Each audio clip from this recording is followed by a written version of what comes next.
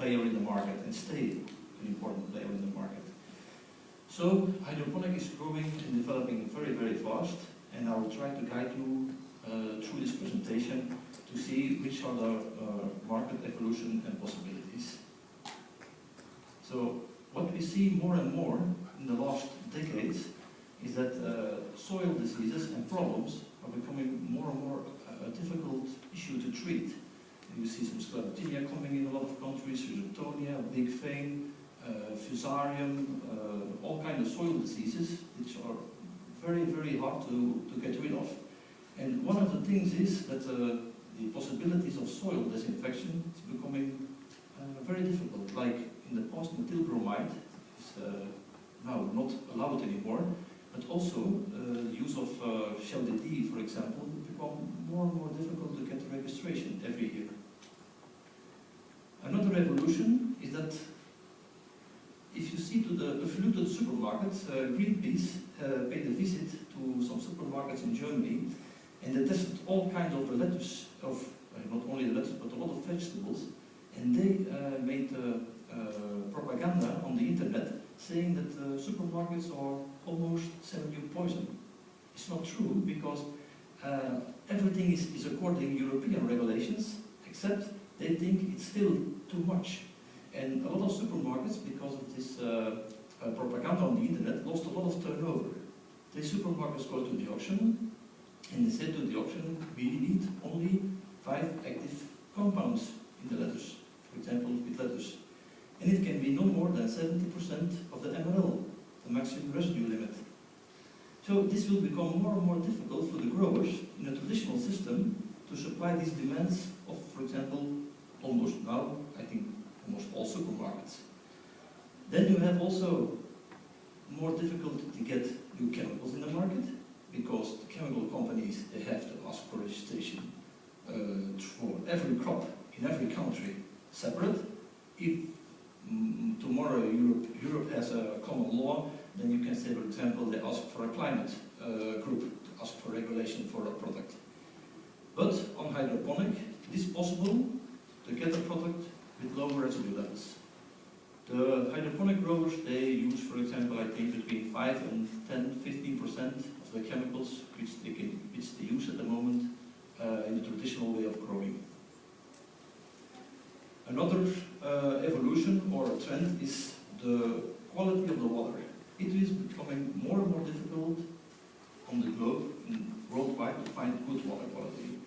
In Northwest Europe, we are very lucky. We have a very good, easy climate, we have a lot of rain, so actually discussion about water quality is not that big issue. But if you go to South Europe or Middle East, some countries in Africa, water quality will become a problem. Now, Europe sees this, and because of the people, more and more people are living on this globe, and in the future even much more, it will go really, really fast. You will have, they put in some regulations about the emission of nitrates and phosphates. So actually, if they take the law really serious, like at the moment they do in Belgium, and they test your soil at the end of the year, and you have too much nitrate and phosphates left, you have to pay a fine. Now, if these fines go higher, and you cannot do anything about it, it's almost not possible to grow any vegetables in the soil anymore. Becoming very, very difficult. So, with hydroponic, you have a much more efficient use of water and fertilizer. Now, also, another thing where people are discussing about, or becoming more and more really an interesting point, is the CO2 footprint.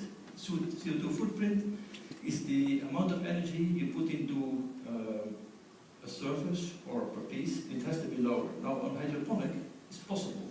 You can have a faster growth, you can have more pieces, more cycles, you can lower your labor cost. And with the same amount of energy on 1 hectare, for example, you can lower your CO2 footprint. Also, the consumer demands a clean product. They don't want to see the dirt or the soil in the crop. Now, as a living lettuce, you have the dirt underneath the crop, but that's actually a benefit for some markets. But a clean product is definitely a demand from the consumer. So what you see is that a lot of supermarkets, and I think in Belgium it's almost all of the supermarkets, they put the different types of lettuce, like the Romano, La Rosa, oak leaf red green, they put it as a living lettuce in the shelf. They all have dry air cooling, and if you do it without the roots, or you put the product in the shelves without the roots, you have more decay, wilting of the leaves, so you have more waste. So for the supermarket, it's interesting to have it as a living lettuce. So they have 3 to 5 days more shelf life and almost no waste. Another evolution that we saw was salad trio. It's a combination of 3 lettuce types combined in one pot. This allows the consumer to buy a fresh product in a matter of seconds. You have if you cut it, you have a mixed salad. It's becoming really, really popular. It looks also nice, a nice bouquet of lettuce flowers. Then another type, for me, I believe it was developed for hydroponic, but at the moment it's grown more in the soil, but I believe it will change. It's our multi-leaf. Solanova multi-leaf is a type where you have 4 times more leaves than in traditional butterhead lettuce or all beyond that. If you take the core away, put the core out, all the leaves they fall apart, and if you mix the green one with the red one, you have a nice salad mix. At Albert Heijn here, they have a, I don't know it's still going on, but they have kind of a program with 3-second lettuce. In 3 seconds, you have a nice mixed lettuce. I try to make a schedule for you how to divide the hydroponic market and go to the systems. A lot of variables are possible. Everybody is doing something. Everybody is making any kind of adaptation on an existing system. But in this case, if you look at the red line, you can find some big several systems. There's first I divided between indoor and outdoor. Then you have NFT. NFT means nutrient film technique. You have floating system, and you have hydroponics. I'll come back to this later. Also outdoor, nutrient film technique, and a floating system. In this nutrient film technique, you have cutters. You can also make them mobile, the MGS system, the mobile gullet system. You can have NFT on floors. With the floating, a new development is coming. Also, I come back to this later. And the same with in the outdoor crops. Hydroponic you find all over the world, where there is a need for example, a shortage of water or temperature that makes it difficult, soil diseases. Everybody is doing something with hydroponic somewhere. Now, this is, for example, a picture of hydroponic growing in Malaysia. Here you see it in Australia, even in the Middle East. There are some very good growers there, which grow lettuce on hydroponic. Now, in how do you say it, or northwestern Europe, labor is becoming very, very expensive, and we try to make it mobile. So gutters, you always start planting on one side, you harvest on the other side, and the gutters move towards the other side.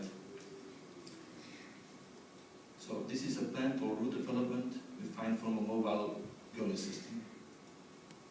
This is a picture of the propulsion system. You see these hooks of this row in the middle. It goes back and forth, pushing the gutters further towards the other side. Here you can see clearly the hooks, and these hooks, they really can easily be farther or closer to each other. All is depending which type you want to grow and the weight you want to have. If you have, for example, a low weight with a compact type, you put the hooks close together and you have much more plants per square meter.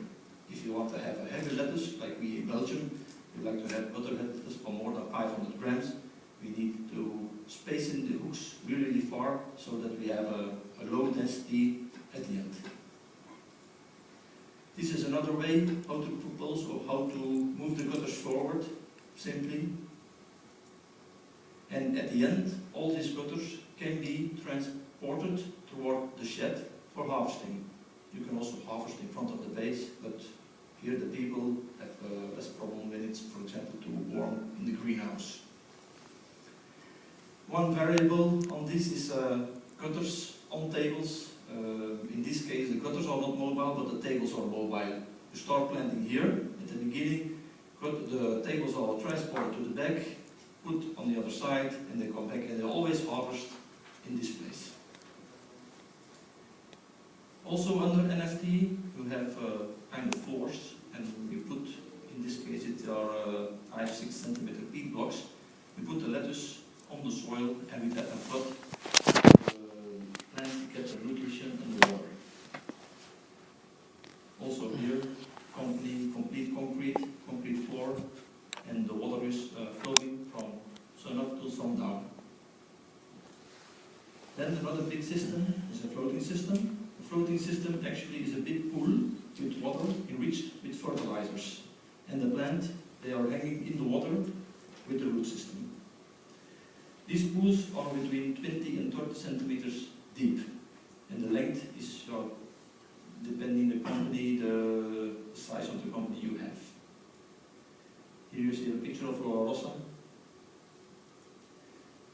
You can see the root development at the last stage, how the roots are hanging in the water. It's a completely different root than from a gutter system, because in the floating you have more water roots, they are longer and thicker, and in a gutter system usually you don't give 24 by 24 water. It's possible, but you can create a more finer and more dispersed root. Also, as we have in the mobile gutters, you can have the plates floating towards the shed. Some labor people, they take the plates out of the pools, put them in a channel, and the channel transports these plates to the harvesting place. Again, a variable on this is floating on tables. Now, on the floating system is already existing several decades. But in the past it was not possible to get really high weights on this system. And also the downfall from this was if the temperature of the water went above 25 degrees, oxygen more or less is completely gone, and you will have more diseases on the plant, more tiburn, more pythium. Now there is a new development by cultivation, they call it dry hydroponics, and what they created is an air chamber underneath the plates without contact with the light. So you don't have algae production, and the water is almost running around like a whirlpool, but not this hard. But every time, bring it in contact with the air, so the water is more enriched with oxygen. It allows you, on a higher temperature, to grow lettuce with also a very good quality. Now, what they also thought about is how to transplant, because transplantation, discuss this also later in the presentation, it's very important, very key to have more efficient use of your system. Now, what they try to do is to make the surface of the hole in the plate this big that you can transplant automatic. It's in development, it's not existing yet, but if your roots, the surface of your roots are the same as the hole you have to put it in, now at the moment everybody is doing it manual. You take a hook, put it to the plate, and they pull the roots through. Sometimes you have 50% loss of roots. So for the uniformity, it's not that ideal. So with this plant, they have the smaller surface on a big hole, so it's easier to transplant. Also here, the growing media is out of the water. It's not in contact with the water. So you have, the pot is more dry, you have more oxygen, and underneath this pot, you have a lot of air roots. Air roots are very, very important for the plant to maintain quality. You can also use several other growing media, except for, doesn't have to be a pressed peat block. High weights are possible with the system. I put this picture in just to show you that with the butterhead lettuce, let's say the pot and the roots are between 80 and 100 grams, you can have 550 grams of lettuce. And in the past, on a floating system, it was almost not possible. That's the reason a lot of people went to gutters. Our Salanova, our Nook type, 350 grams.